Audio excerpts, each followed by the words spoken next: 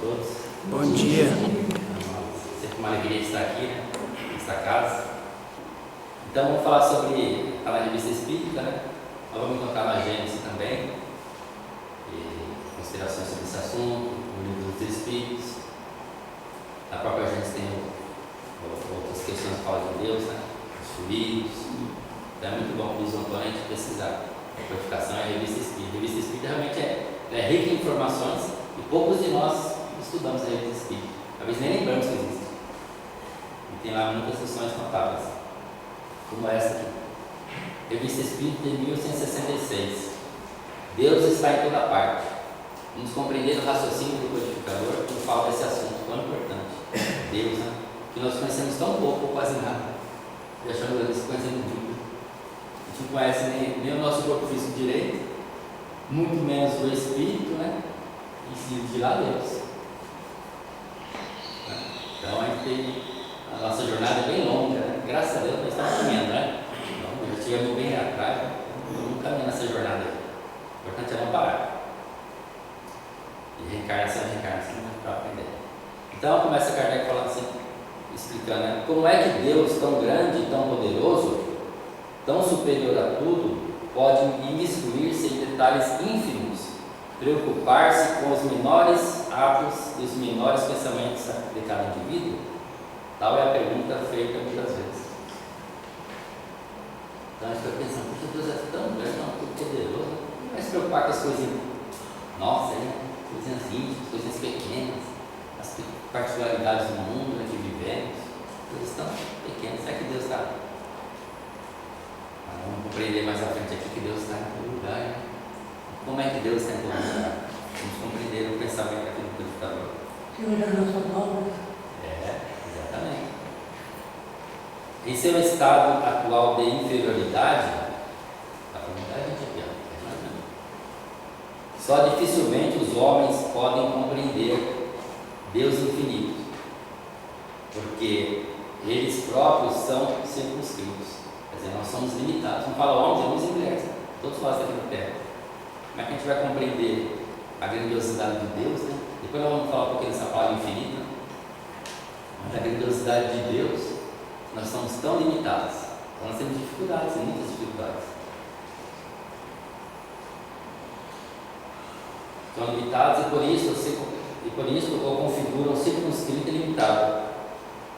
Devido a nós sermos limitados, nós estabelecemos Deus como se fosse um ser limitado também, na nossa cabeça. Como eles mesmos, como nós mesmos, representando-o como um ser circunscrito. Dele fazem uma imagem, a sua imagem. O ser humano, muitas vezes, faz a imagem de Deus a sua própria imagem, que é o que ele tem de referência, é o seu próprio referencial. Nossos quadros, que o pintam com traços humanos, não contribuem pouco para alimentar este erro no espírito das massas, que nele mais adoram a forma do que o pensamento. É para a maioria um soberano poderoso, né? Deus, soberano poderoso, sobre um trono inacessível. A gente pensa que Deus está no trono ainda, só dando ordem, perdido na imensidade dos céus. E porque suas faculdades e suas percepções são restritas, eles não compreendem que Deus possa ou se digne intervir diretamente nas menores coisas. Muitas pessoas interpretam Deus assim, né? Esse ser soberano, né? Está lá em algum lugar, em algum ponto do universo aí, só dando ordem, muitas vezes sentado no trono. Eu imagino Deus como seja com barba longa, né? O mais velho do mundo. E por aí vai. O pensamento humano vai viajando, né? Nós espíritas não pensamos dessa forma, mas muita gente pensa dessa forma. Na impotência em que se acha o homem de compreender a essência da divindade, a essência de Deus, para compreender, nós não temos condições, vai demorar. Não pode fazer senão uma ideia aproximada, nós temos uma ideia mais ou menos, muito fraquinho, auxiliado por comparações necessariamente muito imperfeitas, mas que ao menos lhe podem mostrar a possibilidade do que, à primeira vista, lhe parece impossível. Nós vemos na Terra, nós vemos comparações, né? Aquilo que nós não compreendemos, começamos a comparar com isso com o outro. É a nossa forma de compreender. Suponhamos, agora vem a questão interessante que Kardec fala aqui, para a gente entender, nós espíritos entendemos um pouco mais. Suponhamos um fluido bastante sutil para penetrar todos os corpos. Nós espíritas sabemos que existe o fluido cósmico universal, né? Nós aprendemos nos cursos, estamos estudando o que é o fluido cósmico universal. É um fluido que está em toda parte, está aqui, só que está transformado, né? Porque não é um fluido puro. O ar, por exemplo, vou dar um exemplo, acho que todos nós já sabemos desse exemplo. Nós aprendemos estudando nos cursos. O ar, estamos respirando, né? Todo mundo está respirando aqui. Se não estiver respirando, você ia desencarnar, né? A gente para de respirar. Ele não está aqui, mas nós não vemos o ar, mas estamos respirando. E por isso sobrevivemos, né? Não nos viver. É um fluido também. Mas só que é um fluido já transformado, não é um fluido cósmico universal, com a sua pureza. Já é um fluido transformado. Cada planeta, né, tem esse fluido. Quanto mais é o fluido do planeta, mais rarefeito, né? Mais sutil é esse fluido. E esse fluido é fantástico, né? Por isso nós precisamos compreender o que é esse fluido. Né? Vamos estudar cada vez mais, né? Gênesis, livro dos Espíritos, livro dos Médios, laboratório do mundo invisível, do livro dos Médios, compreender como funciona tudo isso, materialização do espírito, de objetos. Eles fazem tantas coisas fantásticas no mundo espiritual, utilizando esses fluidos, os espíritos. Então, e nós encarnados também manipulamos esses fluidos, então é nosso pensamento. Estamos aqui, ó. Por isso que quando a gente faz a prece, né, está em pensamento de vibração positiva, né, comunitária assim, nós criamos várias imagens, que os médicos que são videntes têm, né, às vezes vem flores, vem outras imagens, tem várias coisas que acontecem. Muitas vezes cascata de luz, de fluidos descendo, né, como se fosse uma chuva. Cada um tem sua evidência de alguma coisa. Isso tudo são os fluidos que são alterados, né, pelos nossos pensamentos, pensamento dos espíritos. Então é muito importante compreendermos os fluidos, estudarmos cada vez mais. Então suponhamos um fluido bastante sutil para penetrar todos os corpos. Esse fluido penetra os corpos, não existe obstáculo para ele. É evidente que cada molécula desse fluido produzirá sobre cada molécula da matéria com a qual está em contato uma ação idêntica a que produziria a totalidade do fluido. É o que a química nos mostra a cada passo. Então esse fluido, do conjunto, como em particular, molécula a molécula, cada um tem sua função. E aí nós vamos ver, conforme explicou os espíritos, né, Kardec também, a importância do pensamento que atua diretamente nos fluidos. Né? Por isso que é importante o pensamento equilibrado, que se prega tanto na casa espírita, né? Porque nós influenciamos os fluidos. E esses fluidos vão criar uma psicosfera ambiente, positiva ou negativa, dependendo da qualidade dos nossos pensamentos. Por isso que às vezes a gente vai conversar com uma pessoa se sente bem ou se sente mal. Às vezes nós estamos até mais ou menos equilibradinhos, mas dependendo da pessoa que a gente está conhecendo, ou se sente melhor ainda, que a pessoa está bem, ou sente uma vibração negativa, porque o pensamento dela talvez está tão perturbado, ou positivo, ela manipula inconscientemente esses fluidos, como nós também. E aí nós sentimos, aqueles que têm mais sensibilidade, através da mediunidade, sente, né? Você entra numa casa, né? Você sente alguma vibração, às vezes, diferente, mas você tem umas percepções. Entra na casa espírita, não me sinto tão bem aqui, por quê? É a psicosfera ambiente, né? Os fluidos estão impregnados em coisas boas. Então isso é muito interessante. Né? Nós vamos absorvendo através daqueles espíritos, né? Recebemos todas essas influências. Não sendo inteligente, esse fluido age mecanicamente apenas pelas forças materiais. O fluido em si não é inteligente, ele é um elemento. Diz a doutrina espírita nos ensina, tá, nos espíritos, que existem três coisas no universo. Né? Existem três coisas no universo, mais nada: Deus, Espírito e matéria. Deus, criador de tudo, né? Espírito somos nós, aqueles que foram criados por Deus. E matéria, que é esse fluido cósmico universal. Tudo que nós pensamos de matéria é fluido cósmico universal. Isso aqui é fluido cósmico universal condensado. Tudo aqui é matéria, tudo é fluido, transformado. As propriedades do fluido perispiritual dele nos podem dar uma ideia. Ele não é inteligente por si mesmo, porque é matéria, mas é o veículo do pensamento, das sensações e das percepções do espírito. É em consequência da sutileza desse fluido que os espíritos penetram por toda parte. perscrutam os nossos pensamentos, que vêm e agem à distância. É a esse fluido, chegado a um certo grau de depuração, que os espíritos superiores devem o dom da ubiquidade. Ubiquidade seria a manifestação de vários locais, né? Estou aqui, mas pelo meu pensamento vou para vários locais. Mas isso aí depende da evolução do espírito para fazer isso. É como o sol. O sol não está no lugar só, tá? Mas ele irradia em todo lugar. Nosso sistema solar, Então, é assim. O espírito, pelo ele tem condição de manifestar em vários locais. Imaginemos Deus, então. Aí dá para entender. Se o espírito, ele até fala, se o espírito consegue, imagine Deus. Então, está falando das propriedades, né, desse fluido. Nosso próprio perispírito é fluido. E ele é nosso instrumento de trabalho. Tanto no corpo físico, porque sem ele a gente não conseguia nem estar encarnado. É ele que faz a ligação nossa com o corpo físico. Nós somos seres trinitários, né? Espírito, perispírito e corpo. Não dá para o espírito, só o espírito, ficar ligado direto ao corpo. Não dá. Precisa do perispírito. Nós aprendemos isso também. Então, ser intermediário, é o elemento intermediário. O elemento intermediário é fluido.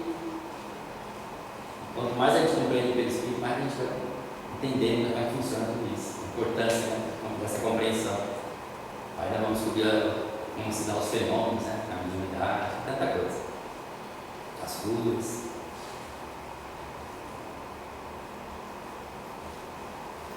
Mas os espíritos, por mais elevados que sejam, são criaturas limitadas em suas faculdades.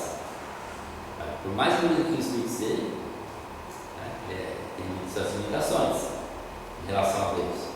Seu poder e a extensão de suas percepções não poderiam, sob esse ponto de vista, se aproximar de Deus. Por mais que o espírito vai ser perfeito, mas nunca será igual a Deus. Nunca a criatura será igual ao Criador. Nunca a obra será igual ao autor.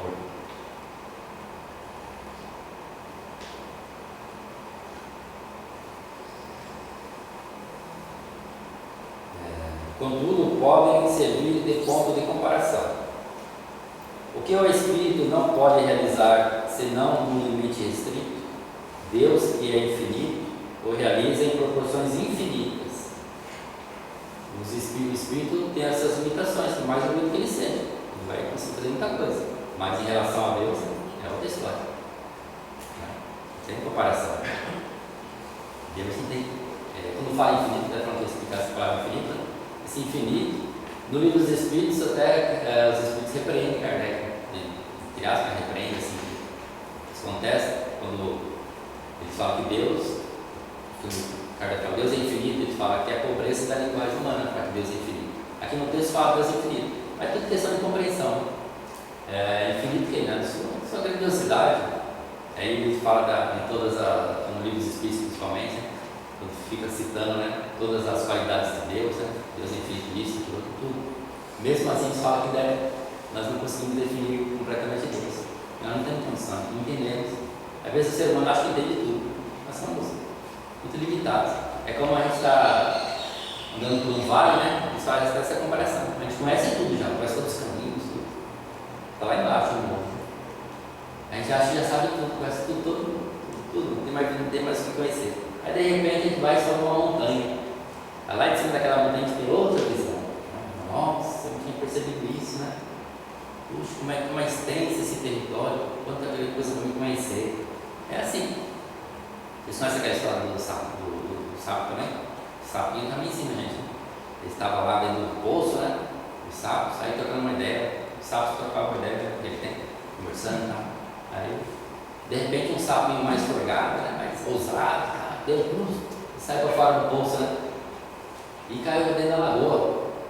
Eu falei, nossa, que coisa linda, quanta água, quanto espaço. Então é assim, às vezes esse nosso mundo está restrito, né, ali no poço, talvez não estamos fechados no poço. Nós espíritos somos assim, nós somos no poço. Conforme a gente vai estudando, vai compreendendo, a gente vai se evoluindo espiritualmente, em moral e inteligência, nosso pensamento, nossa percepção vão se ampliando. Por isso que os espíritos mais evoluídos, eles compreendem muito mais que nós. E nós vamos chegar lá também. Como é lindo o progresso, né? A gente lê no livro dos Espíritos que fala de progresso. Tem várias lições que falam sobre o progresso. Que maravilha que é o progresso.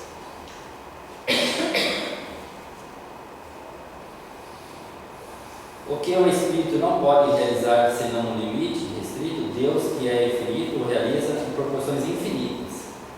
Há ainda uma diferença que a ação do Espírito é momentânea e subordinada às circunstâncias, ao passo que a de Deus é permanente e permanente.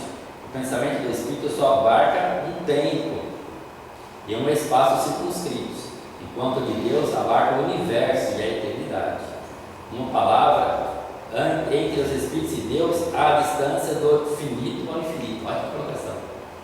Entre o Espírito e Deus, entre os Espíritos somos nós, né? Encarnados e desencarnados somos Espíritos. Entre nós e Deus, há uma distância do finito. O finito é o que tem fim, né? Até ao infinito, algo que não tem fim. Não é? Que comparação. Para a gente ter uma ideia aqui. Não dá para. Né? Deus é Deus e pronto. Nosso Pai, nosso Criador. E nós não temos uma condição de compreender Deus assim, né? Quando estava no tempo de mocidade, né? Eu ficava pensando, poxa, como é que pode, né? Algo que não foi criado? Porque todos nós somos criados, né? Tudo que a gente pensar foi criado, né? Teve um momento que foi criado. Todos nós fomos criados um dia, não fomos? Aqui no corpo físico, quando houve a concepção do óvulo, o espermatozoide, corpo físico. Mas e o Espírito? Num dado momento, Deus nos criou, não sabemos quando. O Espírito, né? Princípio espiritual, depois se transforma em Espírito e tal. Toda essa jornada aí, maravilhosa. Nós tivemos um início. Como os mundos são criados, porque Deus não para de criar, né? Os Espíritos nos afirmam isso. Deus não para de criar, como os mundos estão sendo criados. Espíritos, universos, né? Universo não, planetas, né? Como se fosse o universo, porque o universo não para de se expandir. Deus está sempre criando. Agora, imaginemos, né? Como entender que Deus não teve início. Eu estava pensando nisso. Aí de certa vez, a gente fica pensando nisso, a gente vai se perder. A gente vai ficar com a mente tão perturbada, fica mesmo. Você não vai ficar pensando, mas Deus criou o universo. Quando ele assim criar o universo, ele estava onde? Como é que a gente vai entender isso aí? Não dá. Melhor tomar nosso cafezinho, comer nosso pãozinho de queijo, ficar quietinho, né? Não dá deixar o tempo. Temos que se encarregar disso conforme a nossa evolução. Os Espíritos falam, conforme a gente vai evoluindo, a gente vai compreendendo cada vez mais. Chegará um dia, diz os Espíritos, que nós conheceremos Deus, né? E aí entenderemos como é o Criador. Porque não é nem falar quem é o Criador, porque se não falar quem é, estão transferindo para ele uma natureza humana, antropomórfica, né? Que fala. Deus tem a natureza humana. Aí tem uns que falam que Deus é Espírito, a luz, né? Até a luz sobre eles fala aqui que é a pobreza da nossa linguagem. A gente não compreende. Então, vamos devagar, né?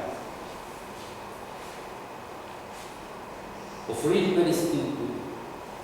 perispiritual não é o pensamento do Espírito, mas o agente e o intermediário desse pensamento. Não fluido. Eu já li isso aqui, se eu já li, vocês me falam, tá? Que eu vou ler de novo aqui.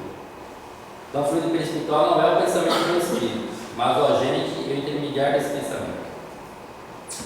Então, o nosso fluido perispiritual não é o nosso pensamento, ele é o agente transmissor. Como falando do som, vocês estão me ouvindo por quê? Porque o ar está propagando o som, né? E o fluido, ele se carrega dos nossos pensamentos. Por isso que não existe distância para os Espíritos. A gente faz uma prece, o Espírito vai estar lá no Japão. Se aquela prece é feita com sinceridade, vai chegar nele. Né?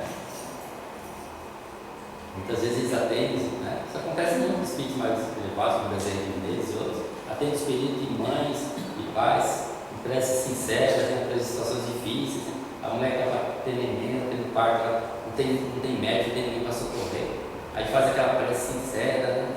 E vem o socorro. E muitos espíritos são bondosos. Por quê? Porque o pensamento é de uma velocidade, diz que é comparado à velocidade da luz, né? Qual a velocidade da luz? 300 km por segundo.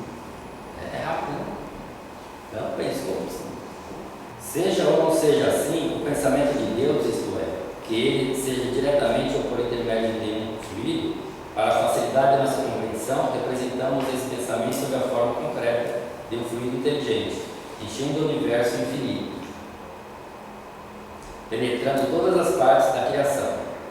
Então vamos imaginar esse fluido, que realmente ele está em todas as partes da criação. A natureza inteira está mergulhada no fluido divino. Então tudo está nesse fluido divino.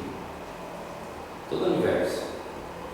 Tudo está submetido à sua ação inteligente, à sua previdência, à sua solicitude. Nenhum ser, por mais ínfimo que seja, deixa de estar, de certo modo, dele saturado. Então, se Deus criou o fluido universal, tem toda a parte, transformável, mas está em todo lugar. Por isso que existe fala que não existe o vazio absoluto. Não existe vazio em lugar nenhum no universo. Quando não tem matéria própria mais densa, tem esse fluido. Aí, se o fluido nós aprendemos que o fluido cósmico, ele é o nosso pensamento caminha através dele, se propaga através dele. E Deus criou esse fluido. Então, vamos compreender. Se Deus está em toda parte, está. Esse fluido aí já nos dá a pista, né? Como diz Kardec aqui no pensamento. Se o fluido está em toda parte, é a criação de Deus, como se o pensamento de Deus estivesse em toda parte. Não é tão difícil compreender isso, né? Assim, estamos constantemente em presença da divindade. Dessa forma, Deus está sempre presente em todo. Por isso que Deus sabe de tudo. Não há uma só de nossas ações que possamos subtrair ao seu olhar. Nada escapa a Deus. Dizem que tem uma frase que fala assim: não cai uma folha de mármore sem Deus estar. Esse pensamento de Kardec aqui dá pertinho, né? Entender dessa forma aí. Nosso pensamento está em contato com o seu pensamento. E é com razão que se diz que Deus lê os nossos mais profundos reforços do coração. Por isso que Deus sabe tudo, né? O nosso corpo físico pelo Espírito, tudo é fluido. Então, se Deus tem como se o pensamento de Deus está mergulhado nesse fluido, nosso universal, sabe de tudo, está presente em todo lugar. Estamos nele como nele em nós, segundo a palavra do Cristo. De repente é dessa forma que devemos compreender. Para estender sua solicitude às menores criaturas, ele não tem necessidade de mergulhar seu olhar do alto da imensidade. Né? Ele sabe tudo. Nem de deixar a morada de sua glória, pois essa morada está em toda parte. A morada de Deus está em toda parte. Pelo Filho nosso universal, surpreendemos assim. Para serem ouvidas por ele, nossas preces não necessitam transpor o espaço, nem serem ditas com voz retumbante, porque incessantemente penetrados por ele, nossos pensamentos nele repercutem. Deus capta nossos pensamentos por perto. A imagem de um fluido inteligente universal, evidentemente, não passa de uma comparação. É uma explicação de Kardec, está dando uma comparação. Não que seja exatamente isso, mas é um pensamento dele que tem muita lógica no meu entendimento. Pouco entendimento, né? Tem bastante lógica. Mas tem coisas que nem tem como provar. Só quando a gente evoluir muito, ele vai chegar lá e vai ver se realmente é assim. Então, a imagem de um fluido inteligente, universal, evidentemente, não passa de uma comparação, mas própria dar uma ideia mais justa de Deus. Ele nos dá uma ideia mais justa de Deus, como é que Deus atua. Que os quadros que eu represento sobre a figura de um velho de longas barbas. Isso não dá para aceitar mais, né? Envolto num manto. Não esquece, Deus não é assim. Não podemos tomar nossos pontos de comparação senão nas coisas que conhecemos. Então, a gente compreende aquilo que pouco que a gente conhece, né? A gente vai comparando com a pessoa. E é por isso que dizemos diariamente: o olho de Deus, a mão de Deus, a voz de Deus, o sopro de Deus, a face de Deus. Isso que a gente fala dessa forma. Na infância da humanidade, o homem toma estas comparações ao pé da letra. Antigamente a gente tinha compreensão, então ao pé da letra, mas olha uma explicação racional aqui de Kardec, né? Sobre os fluidos. Mais tarde, seu espírito, mais apto a aprender as abstrações, espiritualiza as ideias materiais. É como muitas histórias, né, que contavam para a gente da carochinha, né? A gente não entendia, mas muitas vezes tem um fundo de lógica, né? E só mais tarde a gente vai compreender. Nossos pais, nossos avós contavam, né? Mesma coisa aqui. A ideia de um fluido universal inteligente penetrando tudo, como seria o fluido luminoso, o fluido calórico, o fluido elétrico, ou quaisquer outros, se eles fossem inteligentes, tem o objetivo de fazer compreender a possibilidade para Deus de estar em toda parte, de ocupar-se de tudo, de velar pelo broto da erva como pelos mundos. Então, compreendendo que esse fluido está em toda parte, não é que o fluido é inteligente, como eles explicaram aqui, mas é um mecanismo que Deus utiliza, né, para estar em toda parte. A explicação aqui é bastante lógica. Entre ele e nós, a distância foi suprimida. Então não existe uma distância de Deus para nós. Deus está em toda parte. Por isso que Ele sente tudo, sabe tudo. Nós compreendemos a sua presença. Esse pensamento, quando a Ele nos dirigimos, aumenta a nossa confiança. Porque não mais podemos dizer que Deus está num mundo longe e é muito grande para se ocupar de nós. Deus está bem pertinho. Sabe das nossas necessidades, sabe tudo. Sabe das nossas intenções, sabe que ele não fazer uma coisa errada, não deixa, porque nós temos livre-arbítrio. Ele nos deu livre-arbítrio, né? Graças a Deus. A gente errar, quebrar a cara, depois fala, então agora a lei de Deus fala assim, agora você vai lá e conserta o que você fez errado. Simplesmente isso. Não tem punição, não tem castigo. Nós escolhemos implantando. A inteligência é muito linda, né? Tudo isso, né? Nos transfere a responsabilidade pelos nossos próprios atos. Simplesmente isso. Mas esse pensamento tão consolador para o humilde e para o homem de bem é muito aterrador para o mal e para o orgulhoso endurecidos, que esperavam a ele subtrair-se, graças à distância que, de agora em diante, sentir-se-ão sob a influência do seu poder. Para as pessoas humildes, né, que vontade de aprender, é uma maravilha essa compreensão, né, dessa forma. Mas para os orgulhosos, aqueles que achavam que Deus estava longe, né, está tão longe que eu nem quero saber de Deus, eu nunca vou ver ele dentro, ele nem sabe onde é que eu estou, e nem sei onde ele está. Agora por aqui é a compreensão diferente. Deus sabe sim, está ali, dos mínimos detalhes, né? Está ali, né? Do nosso lado, todos os momentos. Estou acabando já, hein? Nada nos impede de admitir para o princípio de soberana inteligência um centro de ação, um foco principal, radiando sem cessar, inundando o universo com seus eflúvios, como o sol com a sua luz. Mas onde está esse foco? Podemos até imaginar esse foco radiando, Deus radiando. Mas onde é que ele está? O sol a gente sabe, né? E Deus? É provável que ele não esteja mais fixo num ponto determinado do que a sua ação. Ser simples espíritos tem o dom da ubiquidade, essa faculdade para Deus deve ser sem limites. Então, se não falamos sobre espírito, né, consegue ter o dom da ubiquidade, se manifestar em vários locais ao mesmo tempo, imagine Deus. Sem limite, né?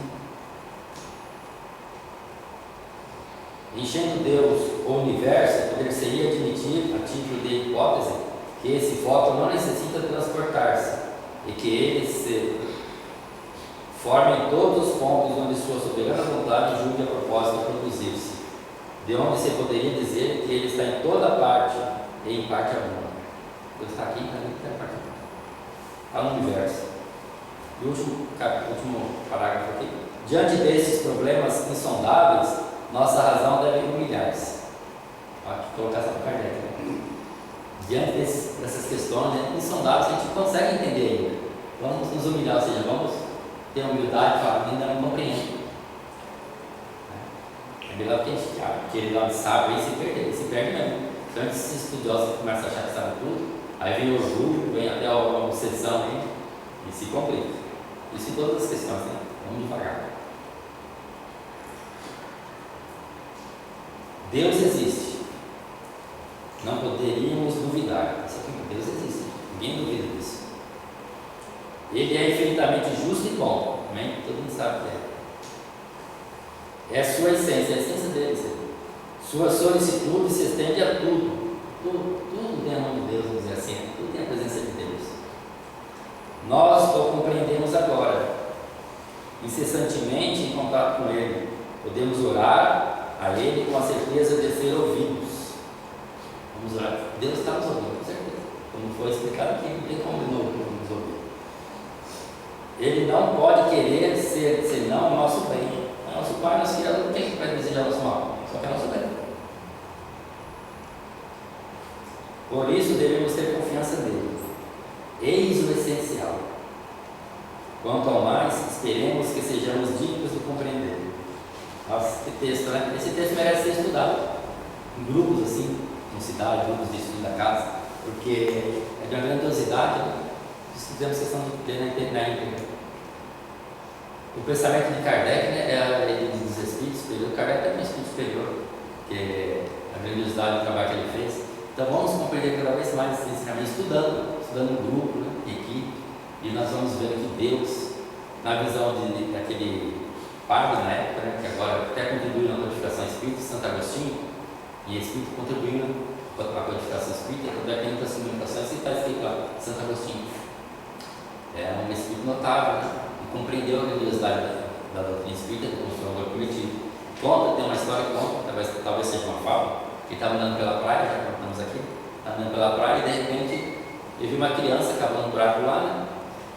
E a criança cavando e veio a onda do mar e encheu aquele buraco de água.